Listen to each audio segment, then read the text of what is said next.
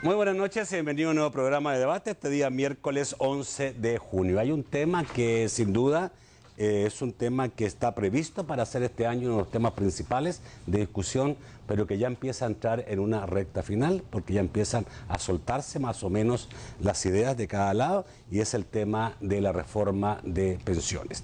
Vamos a iniciar hoy día quizás uno de muchos programas que vamos a hacer sobre este tema por la importancia que radica, porque tiene una importancia no solamente en lo que es la pensión misma, sino que en todo lo que es el déficit fiscal que vive el país y la seguridad, obviamente, que requiere seguridad social para los salvadoreños. Tengo tres invitados, los tres obviamente conocedores de esta materia. Vamos a mezclarlo un poquito también con la resolución de la sala de este día, la sala de lo constitucional, que amparó la demanda de revisión de la aprobación de 900 millones para bonos. Una cosa, digamos, que tiene que ser una noticia muy mala para el gobierno el día de hoy. Presento a mis invitados y después presento a la Central de Seguros y Fianzas. Estamos esta noche con Roberto Rubio, director ejecutivo de Funte. Buenas noches, Roberto. Buenas noches, Nacho. Muy bienvenido. María Elena Rivera, coordinadora del programa de estudios sobre políticas públicas de Fundaungo. Sí. Buenas noches. Muy buenas noches, agradeciendo el espacio. Francisco Beltrán Galindo, bueno, analista político, es ministro de varias cosas, pero vamos hoy día a recordar que también fue superintendente del sistema financiero. Buenas noches. Buenas noches. Y además un hombre muy bienvenido en este set. Vamos a saludar entonces a la Central de Seguros y Fianzas que hace posible este primer segmento de debate. Bueno, rápidamente vamos a tocar el tema de la demanda que fue aceptada por la sala, porque esto sin duda va a poner más presión al tema pensiones. Rápidamente, ¿te parece que hace bien la sala en aceptar esta demanda y dejar en suspenso esos 900 millones aprobados por la Asamblea Legislativa?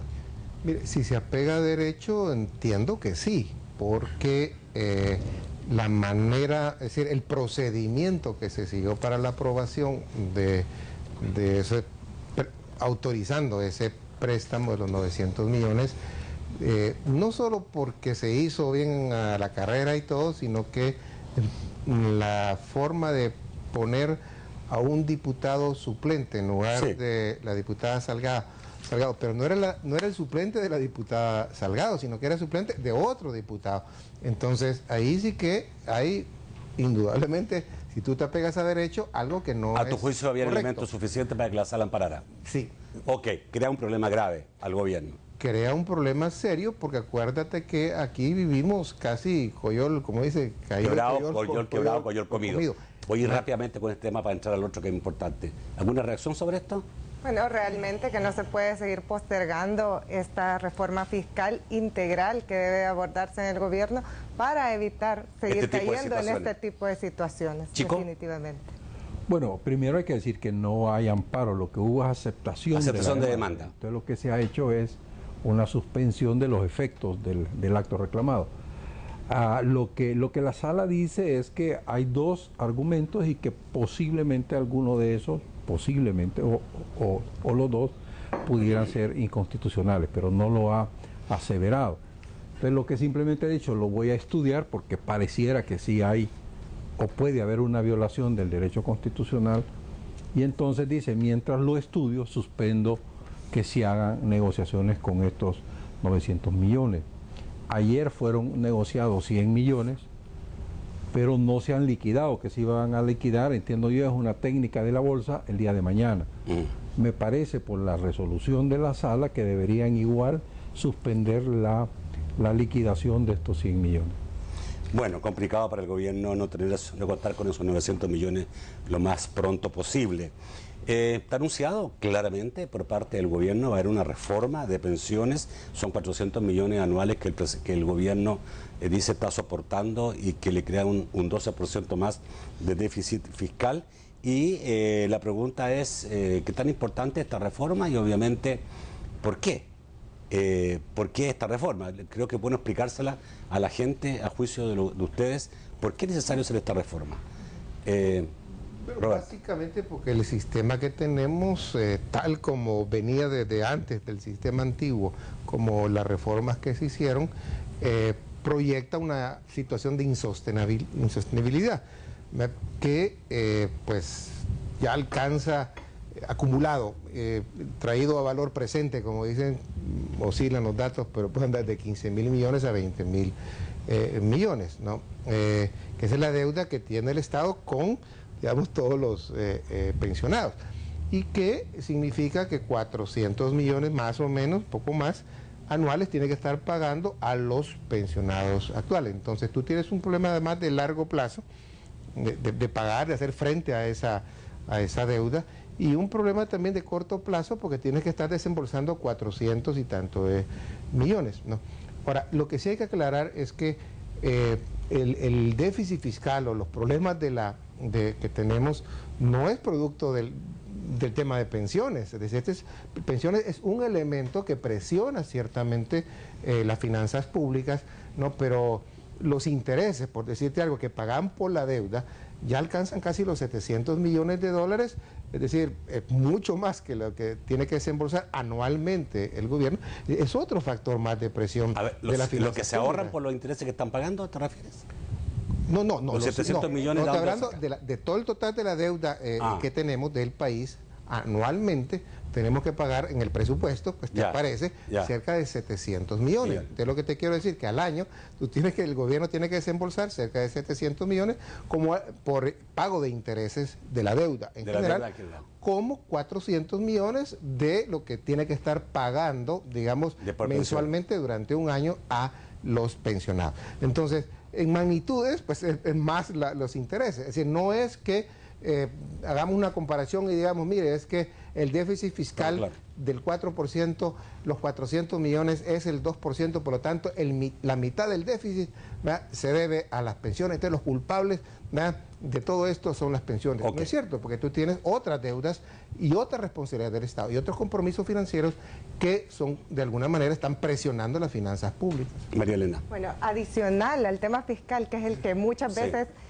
en el que muchas veces se centra el debate de pensiones, también tiene que considerarse los grandes retos que el sistema está enfrentando en términos de seguridad social y no está respondiendo realmente a los principios de protección social con los que debería de cumplir un esquema de este tipo. En cobertura tenemos que solo 1 de cada 4 de la población económicamente activa está cubierto por el sistema de pensiones. A ver, eso es por dos razones. Una es porque tenemos un 50% de gente informal y otro 25% de gente que trabaja de repente y de repente no trabaja. En efecto. Inconstante en su trabajo. ¿Eso es? En efecto, gran parte de la respuesta reside en las características del mercado laboral. Por tanto, se tiene que buscar un esquema de seguridad social que de verdad dé respuesta a esta multiplicidad de características que tienen los trabajadores salvadoreños y que pueda garantizar esta cobertura no solo actualmente, sino también en la vejez. No debemos de olvidar que estamos en un proceso de envejecimiento poblacional también, en el que desde el 2010 hasta 2050 se van a duplicar el porcentaje de personas adultas mayores, las cuales van a enfrentarse a la vejez sin alguna cobertura de pensiones y muy expuestas a un riesgo de pobreza en la vejez. Por eso es importante tocar el tema también de una forma integral y desde otras perspectivas. Francisco, ¿hay que reformar el sistema porque el nuevo sistema privado no ha funcionado? No, definitivamente no. Y aquí es importante recordar, voy a tomarme unos minutos yéndome hacia el pasado. Soy el más viejo de los tres y creo que puedo hablar un poquito, porque Roberto es un año menor que yo, no creas. O sea, yo soy el más joven aquí. Los pensionados. No, ella es la más joven. Sin embargo, ella es la más joven. El asunto es el siguiente. Cuando yo era presidente del Fondo Social, estoy hablando del 93, entre el 93 y el 96, creo que fue la reforma, ¿no? Y resultaba que los fondos que llegaban al Fondo Social eran parte de los llamados fondos previsionales.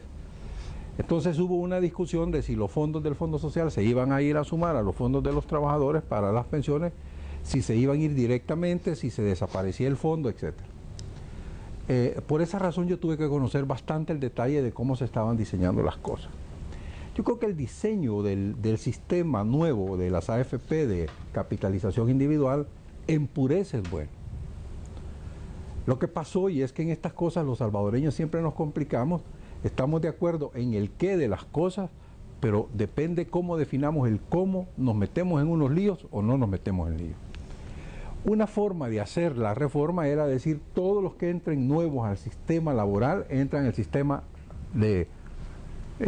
nuevo, y todos los que ya están se quedan en el viejo. Esa era una manera. La otra manera fue la que se decidió. Van a entrar una porción de los que ya están trabajando, van a entrar al nuevo sistema, y todos los nuevos que lleguen van a venir al nuevo sistema. Esa decisión es la que nos está teniendo ahora en el problema del gobierno afligido por lo que tiene que pagar. Pagar por los de antes, por los del INPEP. Por los que él tenía en el INPEP y los que él tenía en el Seguro Social. Entonces lo que pasó es que a estas personas se les mueve, pero se les mueve en la promesa de que la pensión que iban a tener iba a ser igual a la que tenían en el INPEP y o en el Seguro. Pero en la práctica, estoy hablando ya del año 2003, 2002, empiezan a jubilarse las personas que se habían pasado de este sistema. Entonces salían los del sistema viejo con una pensión como del 75-80% y los del sistema nuevo con un 60%. Entonces lo que se dio fue la contradicción, que los que confiaron en el cambio planteado por el gobierno del presidente Calderón salían peor que los desconfiados que se quedaron en el sistema viejo del INPEP.